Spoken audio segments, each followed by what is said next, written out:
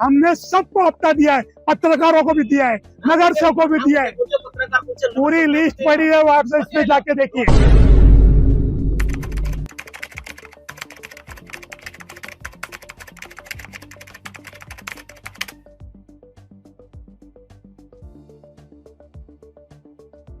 जुर्म सहना भी गलत है और जुर्म करना भी गलत है।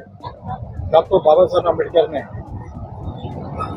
संविधान की संरचना की थी, इसलिए की थी कि किसी पे भी जुर्म ना हो, लेकिन कुछ लोग कानून को हाथ में लेकर जुर्म करते भी हैं और जुर्म के आड़ में अपने आप को व्हाइट कॉलर बताकर हफ्ता वसूली का भी काम करते हैं और हफ्ता देने का भी काम करते हैं।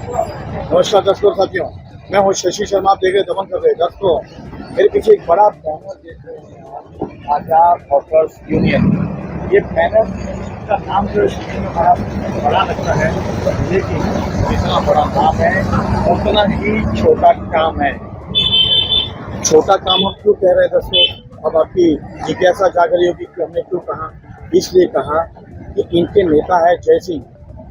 तो जय सिंह फेरी वालों के नेता तो बन गए हैं, लेकिन फेरी वालों के नेता बनने के बाद उन पे कई आरोप लगे हैं कि दादर से लेके पालघर तक ये आजाद होकर यूनियन चलाते हैं और यूनियन की आड़ में मेंबरशिप के नाम पर कई लाखों रुपया वसूलते हैं और फेरी वालों को बिठाने के लिए भी बाकायदा पैसा लेते हैं, ऐसा लोगों का कहना है।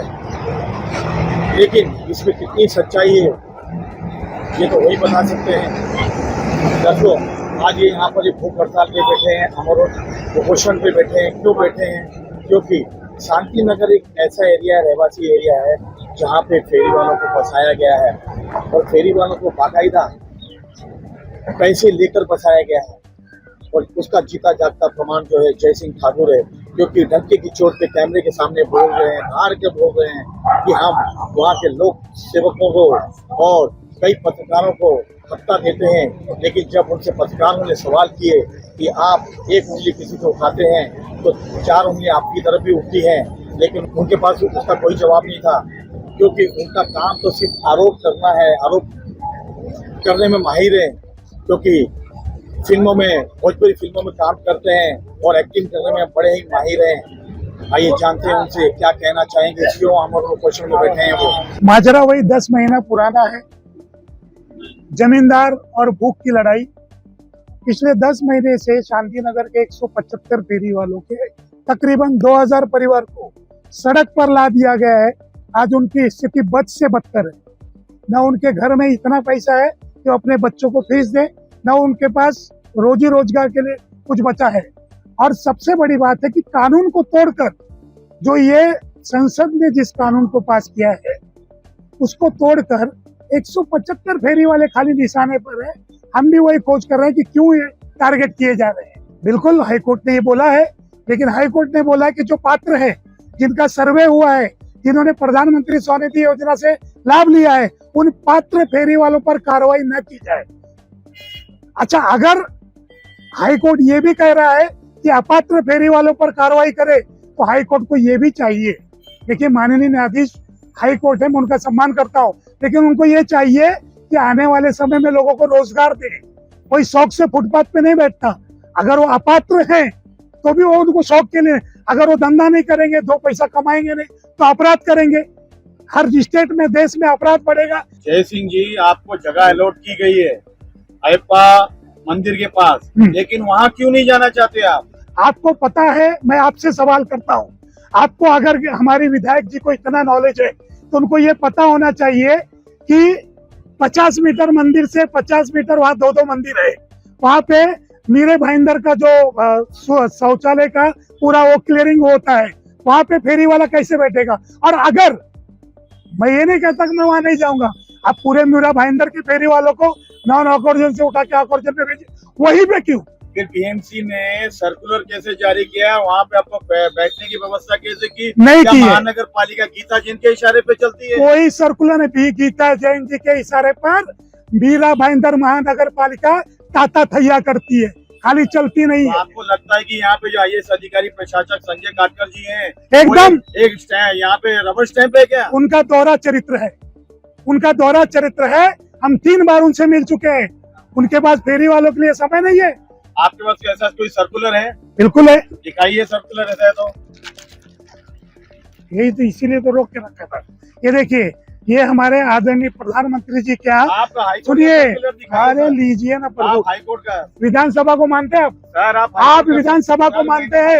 ये उनके हम सर, है, हाईकोर्ट का आदेश दिखाइए हमें। बस आप लोगों का यही है। हाईकोर्ट का आदेश दिखाइए लीजिए, भारत का राजपत्र मानते हैं? सर। हाईकोर्ट का दिखा रहा हूँ ओनली हाईकोर्ट का आदेश दिखाइए।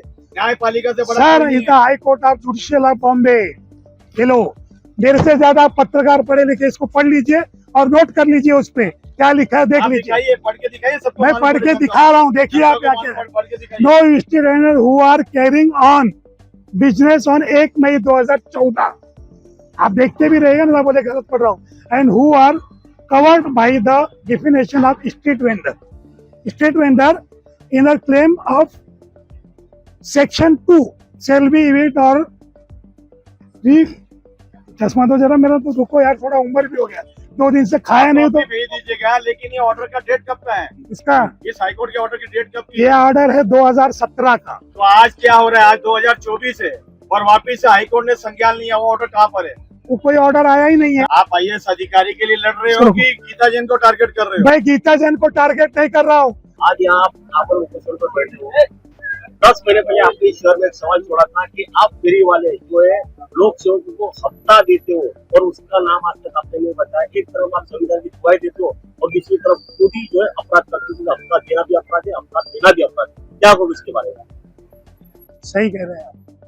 तो फेरी वालों को हफ्ता देना भी मजबूरी है। नहीं देंगे तो उनके बच्चे भूख पे मर जाएंगे, रोड पे आ जाएंगे। हमने सबको हफ्ता दिया है, पत्रकारों को भी दिया है, नगर सेवकों को भी दिया है। पूरी लिस्ट पड़ी है, आप इस पे जाके देखिए। नहीं, ये गलत बात है। ये नहीं, लिस्ट मैं फिर वही कहूंगा जो मैंने 10 महीने पहले कहा था, फिर वही कहूंगा। 10 महीना पहले जो कहा था फिर कहूंगा। वक्त आने पर मैं पूरी लिस्ट करूंगा। बहुत सारे पत्रकार हैं। किसी पे उंगली उठाइए तो आप पे भी उंगली उठती है कि उठाइए। आप फेरी वालों से पैसा मेरा अब सबूत ला के दीजिए, मैं मीरा भाईंदर में आना बंद कर दूंगा। सबूत दिया पत्रकारों का। भाई साहब, आप लोग बताइए, आप लोगों ने मुझे कितना पैसा दिया है? आप लोगों ने कितना पैसा दिया है? और पत्रकार नगर सेवकों को दिया है ना?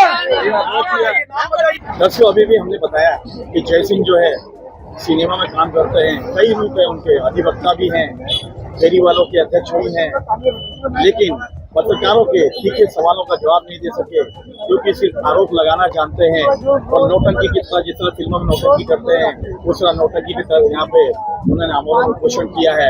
लेकिन जिनके कंधों पे वो बंदूक चला रहे हैं, उन भोले वाले फेरी वालों को क्या पता कि हमारा नेता कितना बड़ा नौटंकी बाज है।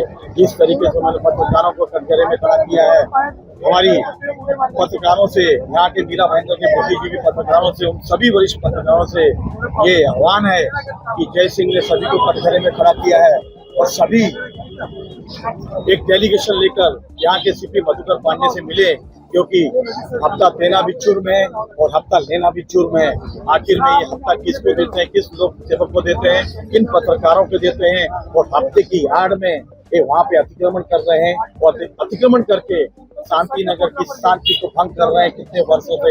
अगर किसी ने वहाँ पे आवाज उठाई तो उसके खिलाफ इसी तरह से पीछे बैठे हुए नौटंकी करते हैं और नौटंकी करना इनका हिस्सा है।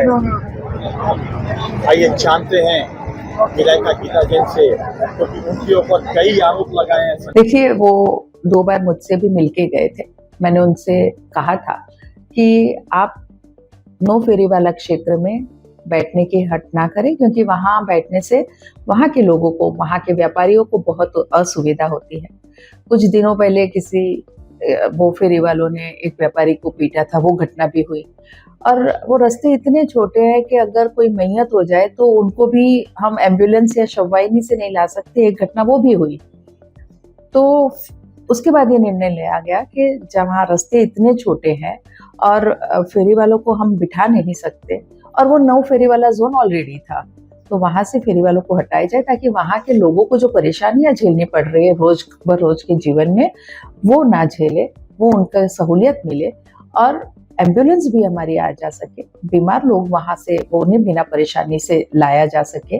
तो ये सबको देखते हुए प्रशासन का ये निर्णय है कि वहां फेरी वाले नहीं बैठेंगे और उनको एक अल्टरनेट जगह दी गई है अयप्पा मंदिर के बाजू में स्लैब डाल के। वो एक लंबी सी जगह है, वहाँ नंबरिंग डाला गया है और फेरी वालों को वहाँ बिठाने के लिए अल्टरनेट व्यवस्था की गई है, तो वो वहाँ जाके बैठे, ऐसा मैं कहना चाहूँगी। देखिए, अभी तो हाईकोर्ट का भी निर्णय है कि फुटपाथ जो है वो नागरिकों के चलने के लिए फ्री होनी चाहिए।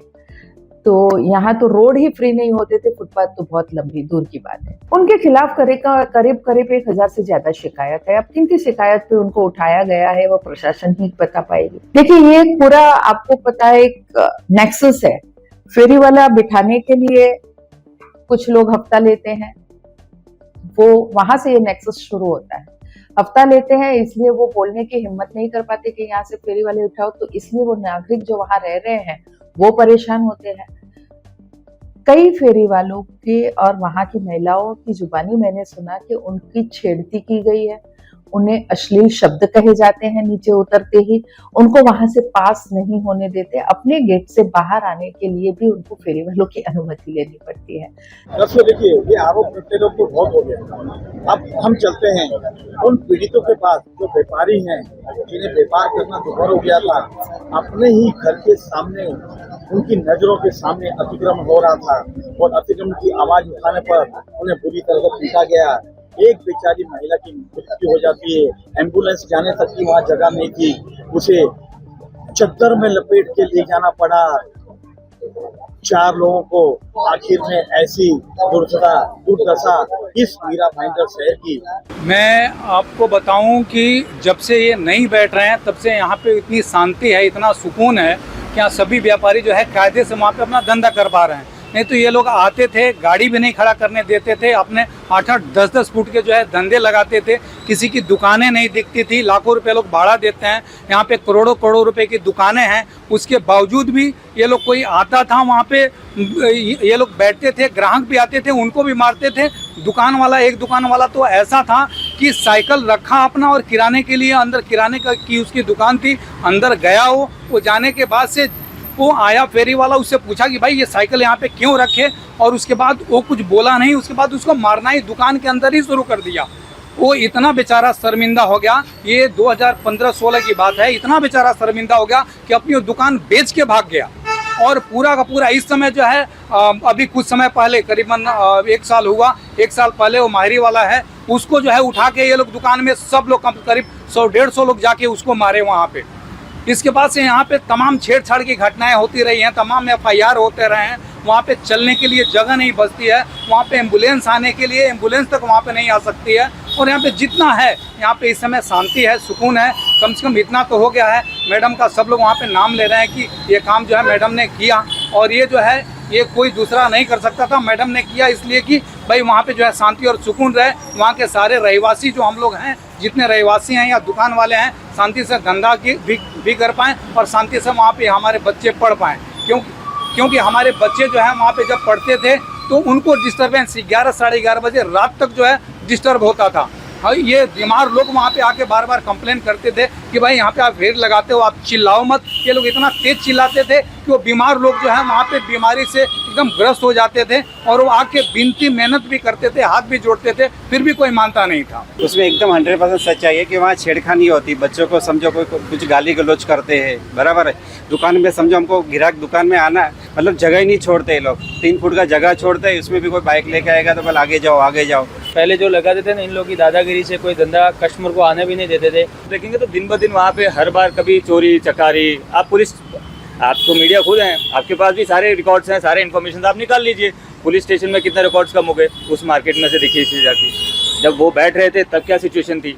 आज वहाँ पर ना किसी का मारामारी का, ना किसी के साथ में झगड़ा, ना किसी के साथ में वहाँ पर कोई चोरी चकारी, कोई किसी भी तरह का कोई इंसिडेंट नहीं है। पिछले 10 महीनों से मेरे को नहीं लगता कि मतलब वहाँ पे एम्बुलेंस को कोई दुविधा हुई, आने जाने में एम्बुलेंस को बहुत अच्छा हुआ, वहाँ के रहवासियों को बहुत फायदा मिला। उसको झूठ के सर पैर नहीं होते। हमने इनकी खबर बड़ी प्रमुखता से पहले भी प्रकाशित की है, तब भी इन्होंने लोक सेवकों के नाम नहीं बताए थे, उस वक्त पत्रकारों का नाम नहीं लिया, लेकिन आज पत्रकार भी कटघरे में आ गए। कितना झूठ बोल रहे हैं, कितना सच बोल रहे हैं, ये तो जनता जानती है, जनता जनार्दन है। लेकिन किसी के कंधे पर आमरण उपोषण का ठिकरा लेकर, उनके ऊपर कंधों पे वजन डालकर यहाँ पर धरना प्रदर्शन करना कितना उचित है, ये जनता जवाब देवे।